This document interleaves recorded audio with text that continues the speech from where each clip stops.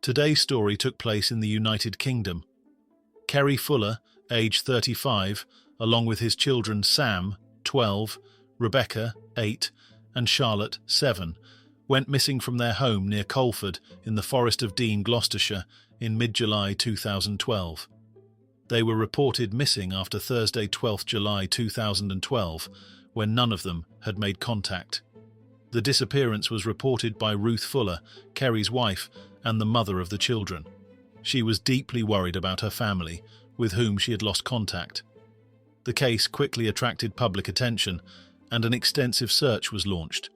The faces of the father and his children, as well as the vehicle they had been travelling in, were widely circulated.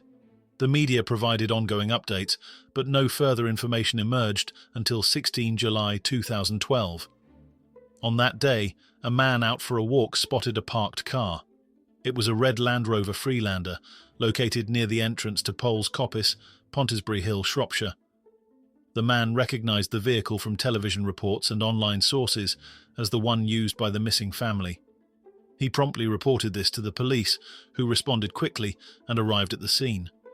Unfortunately, neither Kerry nor his children were found nearby.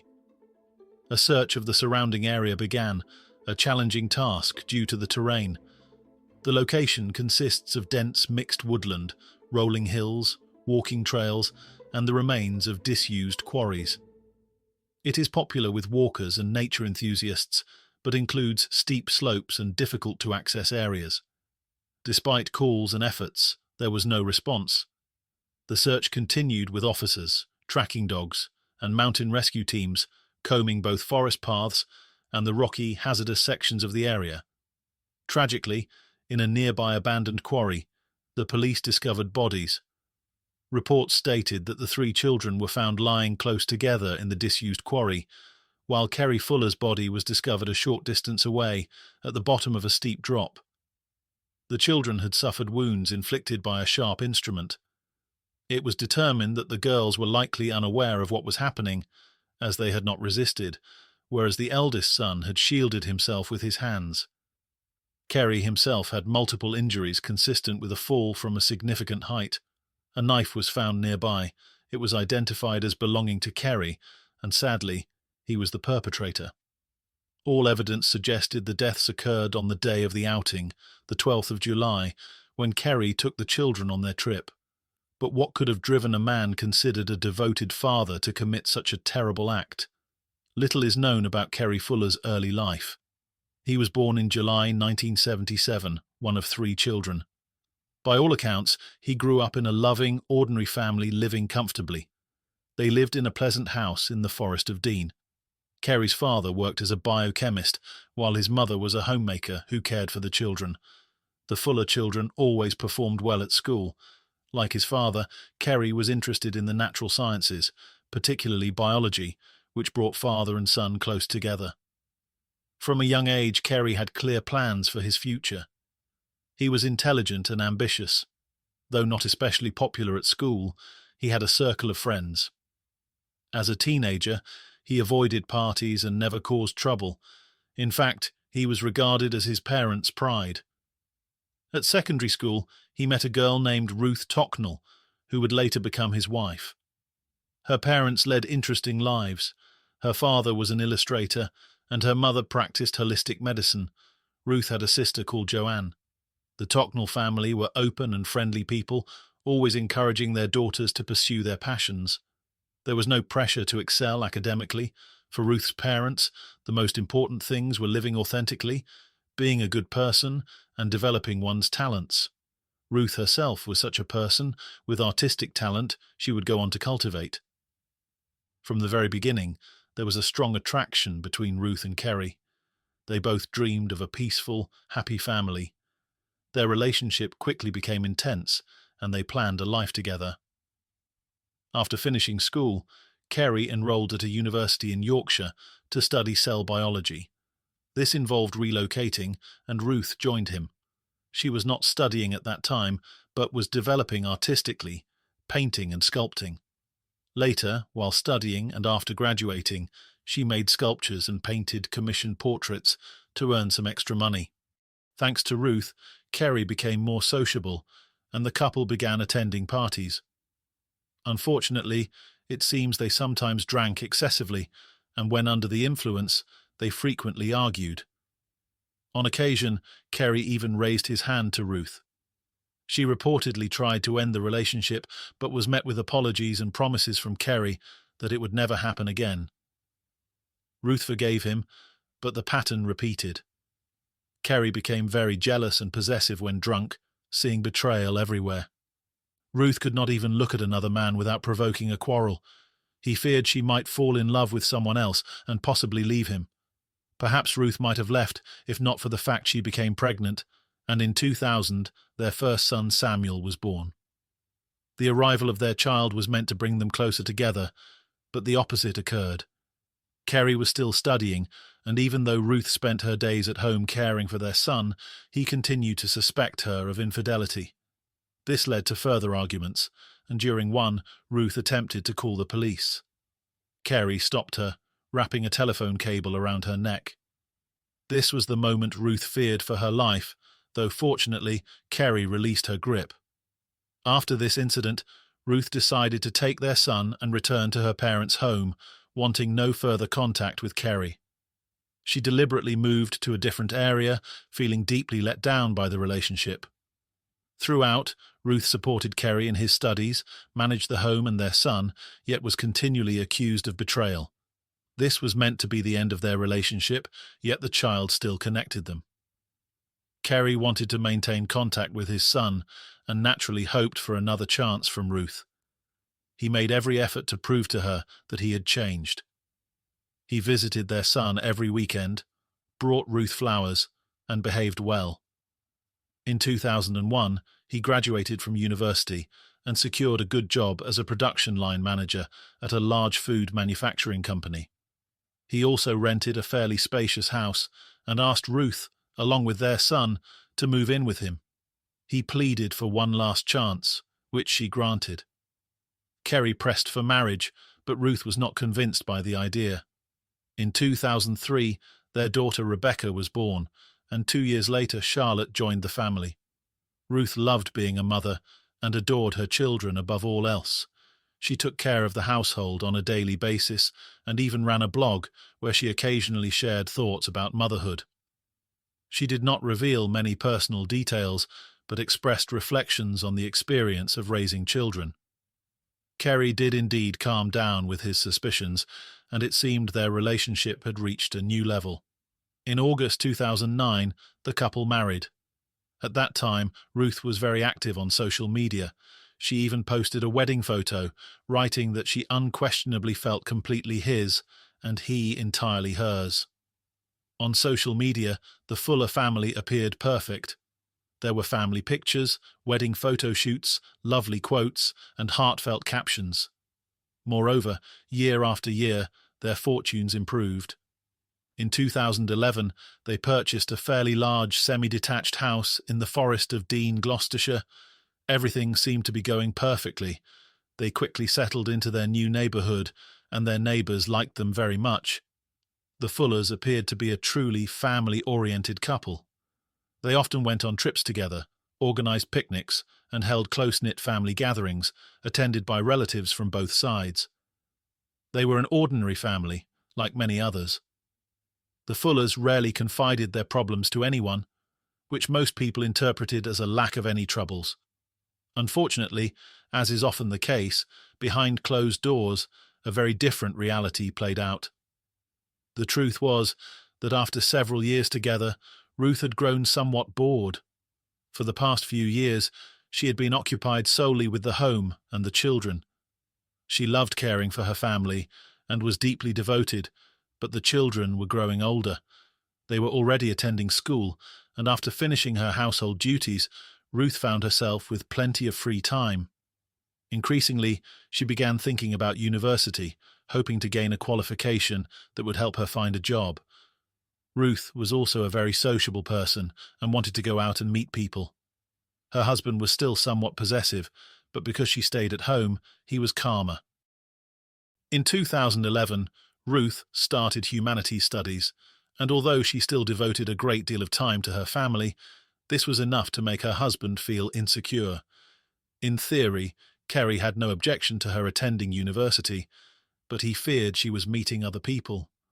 As a result, he would drive her to and from her classes to keep control over what was happening in her life. He was constantly suspicious, checking who she left university with and whether it might be a man. Ruth could not even look at anyone of the opposite sex without triggering an argument. From this point on, their marriage began to unravel. Not because Ruth had met someone and started an affair, but because her husband did not trust her and continually picked fights over it. He kept controlling her, which became very overwhelming for her. Furthermore, Kerry was not very expressive with his emotions, and Ruth greatly missed this. She wanted someone to care for her and show her love. At one point, Ruth decided to remove her wedding ring and went everywhere without it. Her husband took this as an insult and believed she was looking for another man. Ruth later explained that the ring had simply become too small to wear, but Kerry seemed unable to understand this. He constructed his own story to explain her behavior. It should be made clear that, over all those years, Kerry's suspicions were unfounded and entirely untrue. Ruth had never been unfaithful to him. However, she had become infatuated with one of her university lecturers, a man named Mark. Mark was 38 years old, an anthropologist, and married. He was a strikingly interesting man. Before embarking on an academic career, he had worked as a broker, amassing a respectable sum of money. He appeared every inch a gentleman of the upper classes and could be charming when he wished. He was a man of considerable refinement, something Ruth found deeply appealing. Not only could she learn much from him, but he was also an attractive man. Ruth would often remain after lectures to speak with him, finding excuses to be near. At first, she never considered the possibility that she might fall for him. She had a husband, 3 children, and what seemed a stable life. Yet the lecturer began to occupy her thoughts more and more. Sadly, she also began to notice the stark differences between him and her husband. Her marriage was slowly losing its warmth, while this man remained distant, existing only in the realm of her imagination. Ruth began dressing smartly for his lectures, something her husband certainly noticed. Kerry became even more suspicious. He would sit outside the university, watching his wife. He accused her of infidelity, despite having no proof, and without knowing about her quiet infatuation. This inevitably led to arguments. In truth, Ruth was not seeing anyone, and nothing ever happened between her and Mark. Still, every trip to the university ended in a row, pushing the couple further apart. Ruth also had her lecturer's phone number and would occasionally send him a message. Once, she invited him out for a drink, but quickly realized it was a mistake and claimed she had meant to send it to someone else. Mark seemed unconvinced, replying simply, "Ha, ha." Ruth tried to continue the exchange, saying she was probably having a midlife crisis and entertaining odd ideas, but Mark quickly drew the conversation to a close. He sought no opportunity and did not write again. In total, Ruth sent him 5 messages. That was the extent of it. Nothing came of it, though it did not change the fact that Ruth was drawn to another man and no longer felt for her husband what she once had. Naturally, Kerry noticed, and so the arguments continued. On the 11th of July 2012, a colleague of Kerry's named Stephen rang the Fuller home to speak with him. One of the children answered the phone but remained silent, allowing Stephen to overhear the atmosphere in the house. Ruth and Kerry were arguing, and it sounded serious. Ruth was heard saying she could not live like this any longer. As always, it was about the same thing, the supposed affairs. Eventually, Ruth, worn down by the accusations, told her husband he was right. She admitted she was attracted to her lecturer and thought about him. Kerry did not know, as we do, that nothing had actually happened. It is likely he decided there and then that his marriage was over. The next day, Ruth packed a suitcase, saying she needed time to think, and went to stay with her parents. Her husband and children remained at home. That same day, Ruth sent a flirtatious message to Mark, as well as a message to her husband in an attempt to reconcile. He did not reply. She planned only a short break before returning home, but upon arriving at her parents' house, she received a call from her children's school asking why they had not attended. In the UK, if a parent fails to report an absence, the school will ring to ensure the child's safety. Ruth was surprised. She had assumed Kerry would have taken them. She promised to clarify the matter and began calling her husband. He did not answer. Alarmed, she returned that same day with her father, only to find the house empty. On the sideboard lay 2 mobile phones, Kerry's and their eldest son's. Even then, Ruth had a terrible feeling she might never see her children alive again. 4 people were reported missing, but Ruth already had little hope for a happy ending. Shortly after the disappearance, and before the bodies were found, she attempted to take her own life. What happened in that house that made her so certain of the outcome? How did she know what her husband was capable of? Fortunately, her father found her in time, and she was taken to hospital. A few days later, the worst fears were confirmed. Ruth bore it heavily, unable to comment publicly. Her father spoke instead, warmly recalling his grandchildren, but, perhaps surprisingly, also speaking of his son-in-law with a measure of respect. He described Kerry as a good father, a gentle man, and someone who often spent time with his children. He even wrote an open letter, which read, "Perhaps some of you feel anger toward him. You know him only as the man who did this. I know him as the man who fell in love with my daughter. Perhaps we will never understand the torment in Kerry's mind, but I know that this was not an act of malice or spite. There are no villains in this dreadful episode. There are only victims. He will always remain a man I am proud to have called my son-in-law." It was a rare and moving gesture, a plea for compassion and understanding, acknowledging the complexity of grief and condemning judgment. In October 2018, Ruth broke her silence in a heartfelt plea published by Gloucestershire Live. She said her children might still be alive if society had treated individuals like her husband as needing help rather than hiding their struggles. She wrote, "Society really, really failed my children. If their brutal murder at the hands of their deeply troubled father isn't the wake-up call to us all that it really needs to be, we didn't deserve their beautiful souls in this world." Ruth Fuller has largely maintained a private life since the tragedy. As of 2018, she had started to express her grief publicly, using her voice to shine a light on mental health support and the need for compassionate societal response, especially around men struggling with emotional crises. No further public updates about her current activities or personal circumstances are readily available as of now. A candle-lit vigil was held at St. John's Church of England Primary School in Colford, where Rebecca and Charlotte had attended. The event included the release of Chinese lanterns and heartfelt messages from young pupils expressing their grief, such as, "You are my best friends, and I have sent my teddy to look after you. You all were very kind to me and were my very good friends." At Lakers School, Sam's former school, a memorial service took place organised by 3 of his close friends. There were balloon releases, candle-lit tributes, and a message read from Ruth Fuller.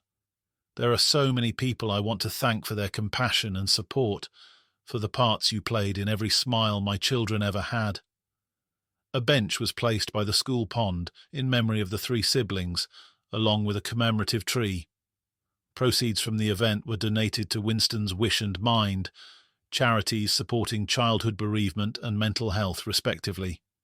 In the end, Sam, Rebecca, and Charlotte Fuller were remembered not for the tragedy that claimed their young lives, but for the light they brought into the world. Sam's curiosity, Rebecca's kindness, and Charlotte's boundless energy touched everyone who knew them. Their short lives left a lasting imprint on the hearts of family, friends, and their community. Though they are no longer here, their laughter, love, and spirit will never be forgotten. Thank you for spending your time with me today. These stories are never easy, but they remind us of the importance of truth and awareness. Until we meet again, take care of yourselves and each other.